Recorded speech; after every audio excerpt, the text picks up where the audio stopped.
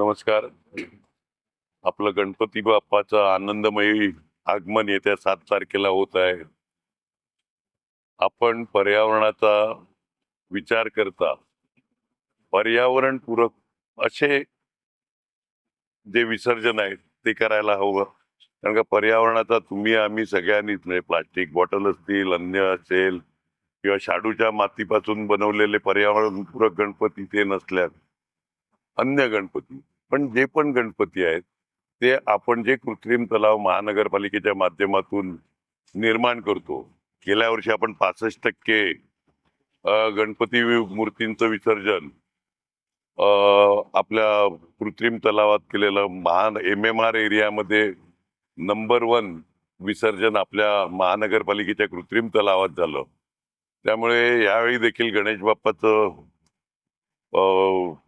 विसर्जन आपल्या कृत्रिम तलावात आणि त्याचबरोबर निर्माल्य जे आपण एखाद्या तलावात किंवा अन्य ठिकाणी टाकतो त्याच्याऐवजी महानगरपालिकेने जे कलश ठेवलेले आहेत त्या कलशामध्ये जर निर्माल्य टाकलं तर त्याच्यापासून खत निर्मिती होते. गेल्या वर्षी मोठ्या प्रमाणात खत निर्मिती महानगरपालिकेच्या माध्यमातून ती झाली. आणखीन आपल्या एकूणच्या काही लोकांना ते उपयोगी पडते. तर या दोन्ही गोष्टीचं आपण विचार करता जास्तीत जास्त आपल्या सगळ्यांनी आपल्या गणेश विसर्जनाच्या वेळी कृत्रिम तलावाचा वापर करा. आणखीन आपलं निर्माल्य जे आहे ते महानगरपालिकेतर्फे ठेवलेल्या हंडीमध्ये टाकावं एवढीच विनंती. धन्यवाद. सगळ्यांना गणेश उत्सवाच्या शुभेच्छा.